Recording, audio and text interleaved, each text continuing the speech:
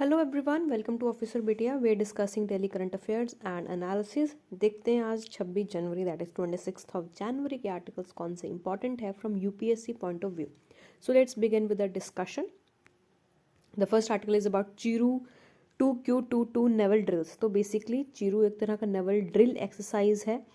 यहाँ पर 3 नेशंस इसमें इन्वॉल्व हैं। देखते हैं कौन कौन से नेशंस हैं। These are China, Russia and Iran, जो कि गल्फ ऑफ ओमान में है। जो चाइना है उन्होंने उरुक्मी मिसाइल को यहाँ पर भेजा है अपनी तरफ से, ताकि वो जो ये एक्सरसाइज है, नवल एक्सरसाइज है, नवल ड्रिल है, इसमें पार्टिसिपेट कर सके। बेसिकली हम इंडिया भी काफ़ी सारी कंट्रीज़ के साथ टाइमली मिलिट्री एक्सरसाइज करता है, नेवल ड्रिल करता है। इसका मेन पर्पस क्या होता है, हम इतनी एक्सरसाइजेस क्यों करते हैं? एक तो ये बात है कि हमारे रिलेशन स्ट्रांग हो जाते हैं उस कंट्री से। दूसरा, जो मिलिट्री कॉपरेशन है वो भी बढ़ जाता है, क्योंकि इन केस ऑफ इमरजेंसी अगर हमें ज़रूरत है किसी पर्टिकुलर नेशन को हेल्प करने की, तो अगर हमें उस पर्टिकुलर नेशन के इक्विपमेंट्स के बारे में पता है और उनको हमारे इक्विपमेंट्स के बारे में पता है, तो हम एक दूसरे नेशन की हेल्प ले सकते हैं और दैट पर्टिकुलर नेशन की हेल्प भी कर सकते हैं। जो रशिया है उन्होंने अपना पैसिफिक फ्लीट टास्क फोर्स को यहाँ पर भेजा है ताकि इस एक्सरसाइज में पार्टिसिपेट कर सके।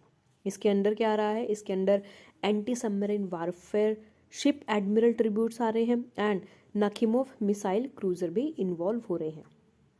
अब ड्रिल के बारे में देखते हैं। जो ड्रिल है बेसिकली सी टारगेट्स के अगेंस्ट मिलिट्री ड्रिल किया गया है कि अगर बेसिकली कोई टारगेट सी से आ रहा है तो उसको आपको कैसे टैकल करना है, उसकी क्या टेक्निक्स होती हैं, कब फायर करना है, तो इन सब चीज़ों के बारे में एक्सरसाइज किया जाता है।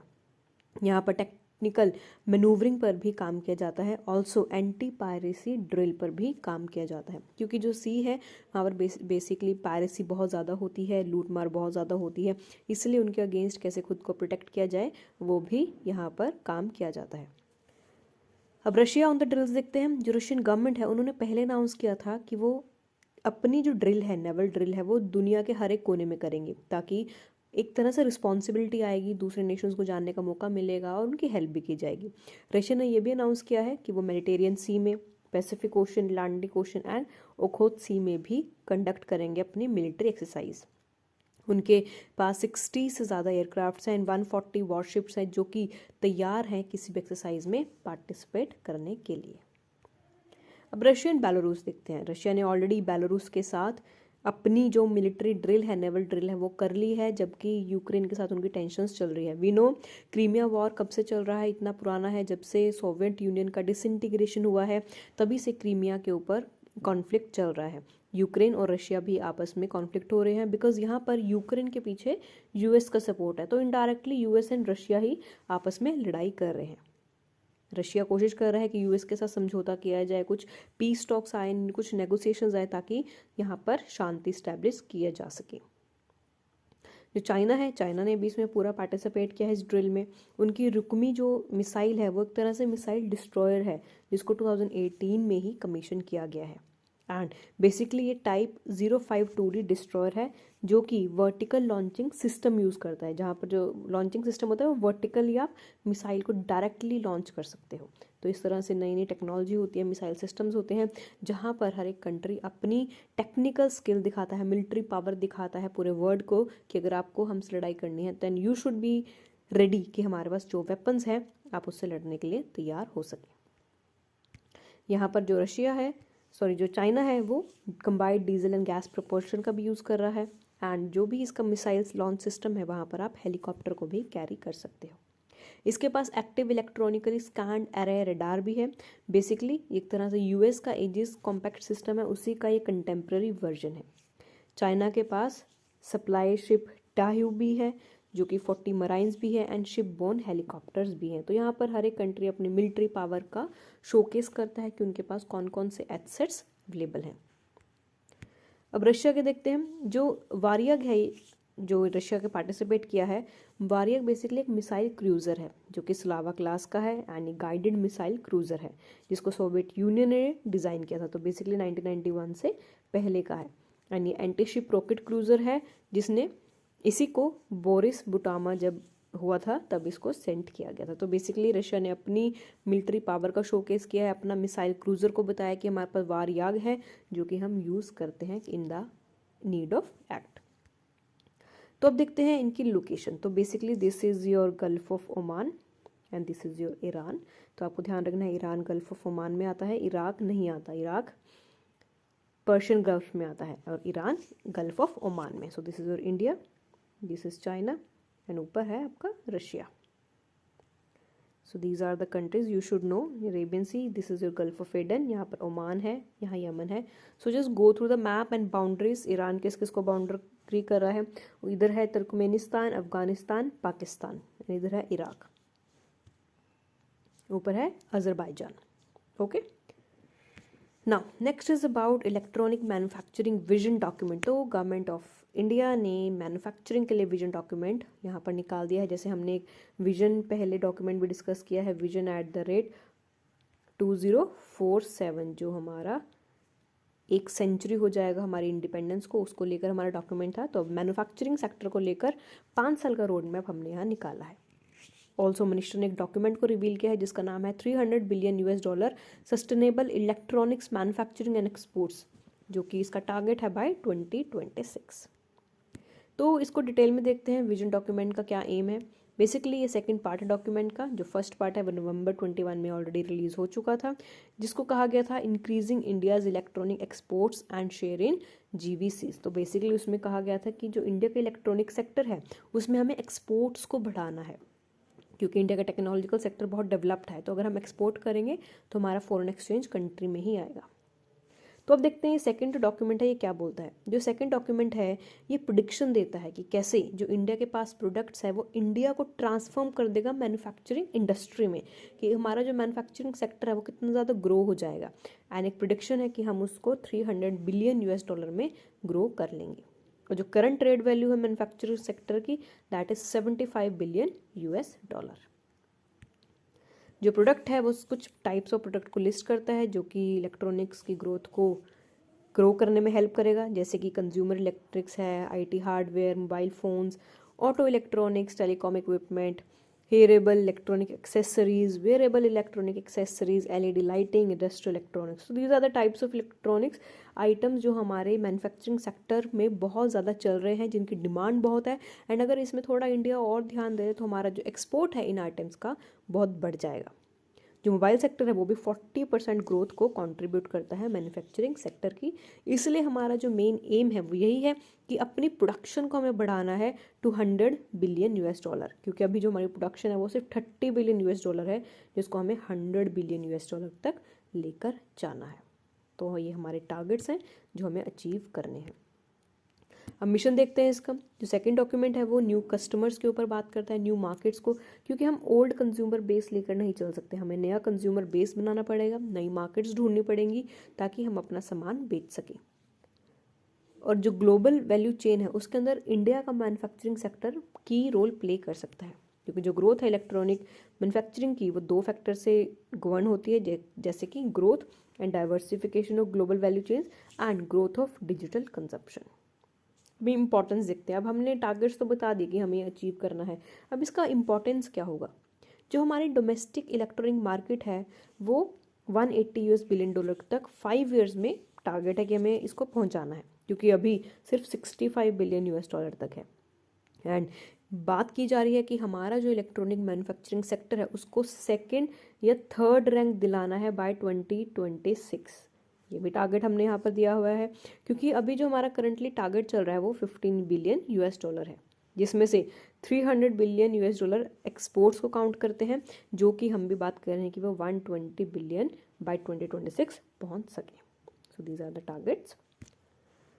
Next is about PMC bank amalgamation scheme. तो बेसिकली RBI ने एक स्कीम को अनाउंस किया है जहाँ पर अमेलगमेशन की बात हो रही है। Punjab and Maharashtra cooperative bank को मर्ज करना है with unity small finance bank.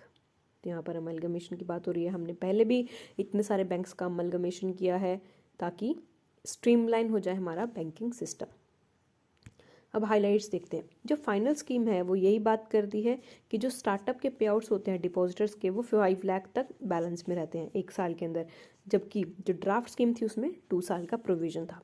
Further जो ये फाइनल स्कीम है वो बोल रही है कि जो यूनिटी FPB है, स्मॉल फाइनेंस बैंक है, वो अपनी रिकवरीज लोन का करना शुरू कर दे to housing development and infrastructure group. And जो भी प्रिंसिपल अमाउंट से अबव का जो भी अमाउंट है उसके according cumulative non cumulative preference shares के अकॉर्डिंग इंस्टीट्यूशनल डिपॉजिटर्स को जो इशू किया हुआ है उसको रिकवर करना शुरू कर दे।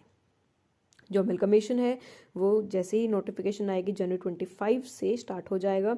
एंड जो भी ब्रांचेज है पीएमसी की वो फंक्शन करेंगी as branch of unity SPF from the state. तो बेसिकली जो हमारे दो बैंक्स अमलगमेट हो रहे हैं, Punjab and Maharashtra cooperative bank, अब वो यूनिटी स्मॉल फाइनेंस बैंक के नाम से जाने जाएंगे। अब यूनिटी स्मॉल फाइनेंस बैंक के बारे में देखते हैं क्योंकि हमारे लिए यही इंपॉर्टेंट है। जो यूपीएससी है वो डायरेक्टली स्मॉल फाइनेंस बैंक के ऊपर क्वेश्चन पूछेगा। जो यूनिटी स्मॉल फाइनेंस बैंक है ये कौन प्रमोट कर रहा है? ये सेंट्रम फाइनेंशियल सर्विस प्रमोट कर रहे हैं, जहाँ पर भारत पे इसके ऑनर है एंड इसके ज्वाइंट इन्वेस्टर भी हैं। इस पर्टिकुलर बैंक में आपको जो अमाउंट रिसीव है वो आती है deposit insurance and credit guarantee corporation थे, जो कि एलिजिबल डिपॉजिटर्स को दिया जाता है। एंड इसका जो विद इन पे पीरियड है दैट इज 90 डेज। एंड जो अमाउंट है वो बैलेंस में डिपॉजिट किया जाएगा, will be equal to the balance. जितना भी आपने अमाउंट डिपॉजिट किया है उसके अकॉर्डिंग ही अमाउंट आपको मिलेगा, that is 5 lakh rupees. And अगर कोई अमाउंट 5 लाख से डिपॉजिट से ज़्यादा है तो पे आउट आपका स्टैगर्ड बैलेंस में किया जाएगा। अगर कोई और लाइबिलिटी है पीएमएसएम बैंक की, वो भी जो यूनिटी बैंक है वो प्रिंसिपल अमाउंट को ही पे करेगा, वो भी इन अ पीरियड ऑफ 5 ईयर्स। तो बेसिकली यहाँ पर टर्म्स एंड कंडीशंस डिस्कस किया गया है कि कैसे अमलगमेशन होगा एंड हाउ द पर्सन जो भी डिपॉजिटर्स थे उस पर्टिकुलर बैंक के कस्टमर्स थे वो अपने अकाउंट्स को ट्रांसफ़र करा सकते हैं। अब स्मॉल फाइनेंस बैंक्स देखते हैं। जो स्मॉल फाइनेंस बैंक्स है ये आरबीआई ने क्रिएट किए हैं ताकि कुछ बेसिक बैंकिंग एक्टिविटीज़ को हम कर सकें, क्योंकि मेजर बैंक्स तो हम गांव में या विलेजेस में कुछ रिमोट एरियाज में इस्टेब्लिश नहीं कर सकते। तो इसीलिए कुछ बेसिक बैंकिंग को चलाने के लिए आरबीआई ने छोटे बैंकिंग सिस्टम्स को यहाँ पर बनाया है। एंड जो लाइसेंस है स्मॉल बैंक्स को वो भी दिया जाएगा, जो कि रिलीज़ किया गया था 2014 में। जो स्मॉल फाइनेंस बैंक्स है उनका बेसिक मेन ऑब्जेक्टिव यही है कि हमें फाइनेंशियल इंक्लूजन लेकर आनी है, क्योंकि दूर दराज के इलाकों में बैंकिंग सिस्टम नहीं है, वहाँ पर कैश से ज़्यादा ट्रांजैक्शन होती है। इसलिए वो पूरे प्रोसीजर को, पूरे सिस्टम को बैंकिंग सिस्टम में लाने के लिए, एक तरह से स्ट्रीमलाइन करने के लिए, फाइनेंशियल इंक्लूजन लाने के लिए, डिजिटल लिटरेसी लाने के लिए हमने स्मॉल फाइनेंस बैंक को स्टार्ट किया है। अब Punjab and Maharashtra cooperative banks limited के बारे में देखते हैं। ये मल्टी स्टेट कोऑपरेटिव बैंक है जो 1983 में स्टार्ट हुआ था। इसके 137 ब्रांचेज हैं, जिसमें से 100 ब्रांचेज महाराष्ट्र में हैं। ये भी आरबीआई ही रेगुलेट करता है एंड बट इसको रजिस्टर किया जाता है under cooperative society act. So this is about the two banks that is important because UPSC and state PCS में भी डायरेक्टली कुछ ऐसे क्वेश्चंस पूछे जाते हैं। Next is about artificial womb. तो यहाँ पर बात हो रही है आर्टिफिशियल वोम क्रिएट करने की, जो कि बाहर हम एक ऐसे कंडीशंस में क्रिएट करते हैं जिसकी सिमिलर फंक्शनिंग होती है, सिमिलर एटमॉस्फेयर है, जो भी रिक्वायरमेंट्स है वो ओरिजिनल वोम की तरह होता है।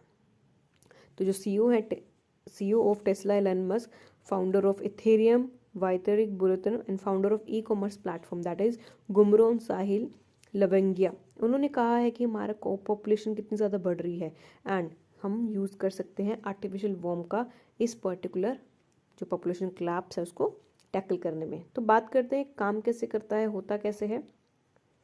तो जो टॉक है उनकी वो बेसिकली यही है कि कैसे वर्ल्ड पॉपुलेशन कोलैप्स हो रही है एंड कैसे हम जो सिंथेटिक या आर्टिफिशियल वूम को यूज़ कर सकते हैं एज अ सॉल्यूशन। जो कुछ पेरेंट्स होते हैं मेल फीमेल, उनमें कई बार इश्यूज आते हैं कि वो कंसीव नहीं कर पाते, इसीलिए दैट इज़ इम्पॉर्टेंट कि हम आर्टिफिशियल वूम की टेक्नोलॉजी लेकर आए हैं ताकि वो यहाँ पर पेरेंट बन सकते हैं। तो यूज ऑफ सिंथेटिक वूम का हम यूज़ करेंगे जो कि हाई बर्डन ऑफ प्रेगनेंसी को रिड्यूस कर देगा। This will help in reduction of inequality also. अब देखते हैं सिंथेटिक वूम होता क्या है। सिंथेटिक वूम, जिसको आप आर्टिफिशियल यूट्रस या फिर आर्टिफिशियल वूम भी बोल रहे हो, यहाँ पर आप एक्स्ट्रा कॉर्पोरियल प्रेगनेंसीज को बोलते हो, क्योंकि इसमें जो फीटस है वो बॉडी के आउटसाइड ग्रो होता है एंड जो नॉर्मली जो carrying of fits to the term basically बाहर ग्रो होगा, बाहर के इन्वायरमेंट में ग्रो होगा। यूजली अगर नॉर्मल केस में वुमेन के वूम में ग्रो होता है, लेकिन आर्टिफिशियल वूम में वो वुमेन की बॉडी से बाहर ग्रो किया जाएगा। इससे क्या फ़ायदे होंगे? इससे हमारा जो आर्टिफिशियल वूम है एक तरह से रिप्लेसमेंट ऑर्गन का काम करेगा, जो कि डेवलपमेंट ऑफ फिटस में हेल्प करेगा एंड यहाँ पर आप नेचुरल यूट्रस से आर्टिफिशियल यूट्रस को ट्रांसफ़र कर सकते हो, जो फीटल विएबिलिटी है वो भी इंक्रीज़ हो जाएगी। एंड अगर आप इसको न्यूनेटल इंक्यूबेटर से बात कंपेयर करते हो तो भी ये आपके लिए हेल्पफुल होगा, क्योंकि यहाँ पर बहुत सारे एक्सटेंडेड फंक्शंस हैं। फीटल डेवलपमेंट यहाँ पर ईजिली हो जाएगा, फीटल सर्जरी भी यहाँ पर हो जाएगी। अगर कुछ अर्ली स्टेशन में कुछ डिटेक्शन है, कुछ चेंजेस रिक्वायर्ड है, तो वो भी आप कर सकते हो। क्योंकि अगर हम नॉर्मल प्रेगनेंसी की बात करें, अगर फीटस में कुछ प्रॉब्लम है तो आप उसको डिलीवरी तक कुछ नहीं कर सकते। तो इसलिए यहाँ पर एक पॉजिटिव पॉइंट भी है कि अगर कुछ आपको डिफेक्शन दिख रहा है या कोई प्रॉब्लम है तो आप एट द अर्ली स्टेज पर ही उसको एड्रेस कर दोगे। So this is the benefit of artificial womb. Significance देखते हैं यहाँ पर। बेसिकली कई ऐसे बार ऐसा होता है कि कुछ बच्चे जन्म लेते ही या प्री मेच्योर डेथ हो जाती है, वूम में ही डेथ हो जाती है, तो यहाँ पर हम उसको एलिमिनेट कर पाएंगे, क्योंकि बाहर हम एग्जैक्टली वही कंडीशंस दे रहे हैं, मॉनिटर कर रहे हैं, हमें दिख भी रहा है, तो इसलिए काफ़ी सारी चीज़ें बहुत फ़ायदेमंद रहेंगी। पहला हमने आर्टिफिशियल वूम कब रिपोर्ट किया था? 2017 में एक डिवाइस थी जो आर्टिफिशियल वूम की तरह काम करी थी, जहाँ पर रिसर्च टीम में बात किया था कि हमें एक प्रोटोटाइप बायो बैग बनाना है जो कि लैम फीटसिस को सपोर्ट करेगी। तो बेसिकली हमने पहले लैम पे इसको टेस्ट किया था, एंड जो भी बायो बैग हेल्दी है एंड इवेडेड कॉम्प्लिकेशंस है with the term of pre term birth, वो सभी एड्रेस किया जाएंगे। तो हमने पहले लैम पर टेस्ट किया था कि कैसे बायो बैग के अंदर, यू कैन सी हियर कि कैसे एक बायो बैग है ये, इसके अंदर हमने ग्रो किया है एक फीटस को एंड इसकी मॉनिटरिंग की गई थी। So this is the whom that we are discussing कि कैसे काम करेगा। अब नई नई टेक्नोलॉजीज आ रही हैं, वी आर ट्राइंग कि एवरी पॉसिबल थिंग कि जो बेबी है, जो बच्चा है, वो बच सके प्री मेच्योर डेथ से, फिटल जो डेथ्स होती हैं वो भी बचाया जा सके एंड उसकी अर्ली डिटेक्शन मॉनिटरिंग हो सके in case of any default. So this is about this particular artificial womb. So thank you very much for watching. If you have any doubt, do let us know in the comment section, and don't forget to write us to us at info@officerbitia.com. So thank you and all the best for your preparation.